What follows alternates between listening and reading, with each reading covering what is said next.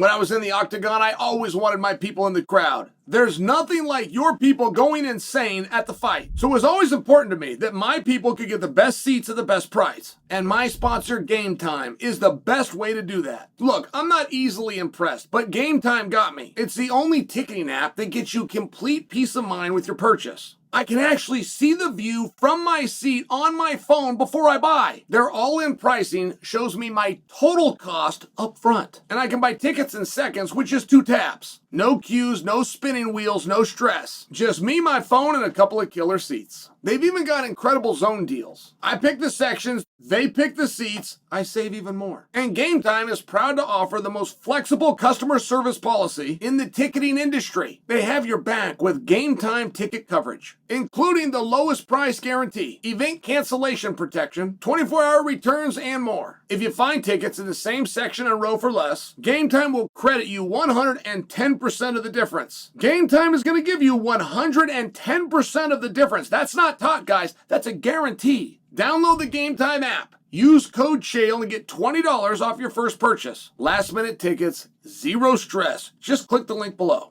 I thought Bo Nickal looked awesome. He's out there. He's taking on a guy named Vieira.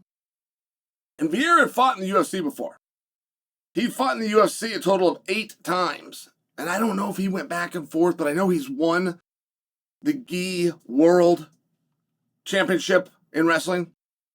Now, without being overly familiar with Fajero, without being overly astute on him, I do know that wrestler type, that big, strong wrestler type. In MMA, you're going to have to wear your opponent out. You're going to have to work hard. You're going to have to work really, really hard, get him into positions, make him work really hard to get out of those positions, attack a new position, make him work really hard to get out of that position as you're setting up a third position. Those guys in jiu-jitsu go a long way. And generally, you can tell when you get a big, muscular guy that comes out and he's representing jiu-jitsu, generally you understand he sleeps in the gi longer than he doesn't sleep out of the gi. He prefers the gi.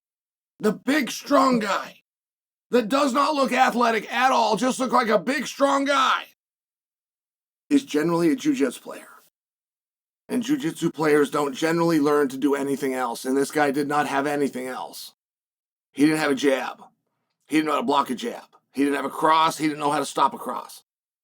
He didn't have leg kicks to the body. He didn't know how to stop a leg kick to the body. He didn't understand a circle, be dynamic. He didn't understand the pressure forward, push the pace. He just stood there and got beat up. And as I'm watching Bo is out there doing skills that Bo doesn't usually do. Now, Bo had made a promise to the wrestling community. I promise you guys, I will never leave my best skills in the locker room again. Never. I might knock him out. I might finish him. I might TKO him.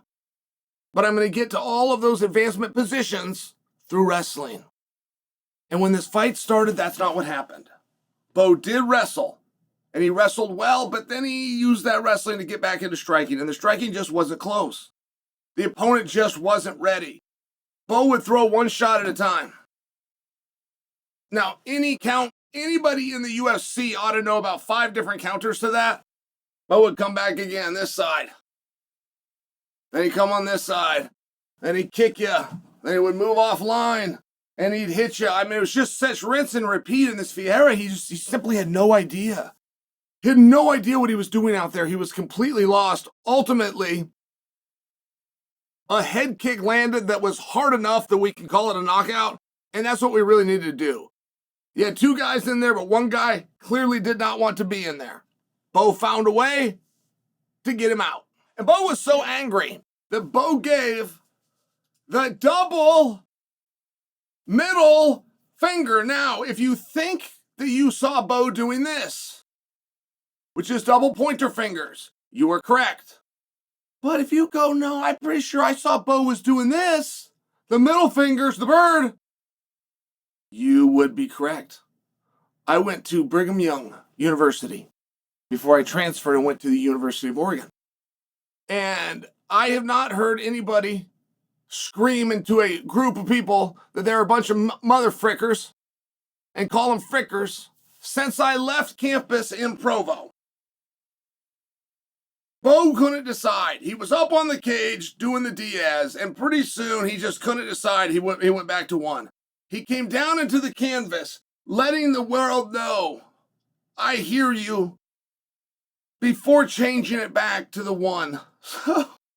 It wasn't in Bo's heart. It was in Bo's best interest. It made sense. I liked what he was doing. But it wasn't in Bo's heart to tell you guys to F off. He does have a simple request. And the simple request is, don't treat him like a yo-yo, where sometimes you think he's great, then he says one wrong word, and all of a sudden you think he's awful. He's asking, get on the train, get on the hype train, or get off. But be prepared to be here with me all the way to the top. Or all the way to the bottom. But Bo's in this weird period of time where he wants to know who his fans are. He thinks it's you. He thinks social media is real. He's a young kid. Let him have his dream. You just got to pick one. According to Bo, pick one. Happy or cold? Smells good, smells bad. You like him or you don't.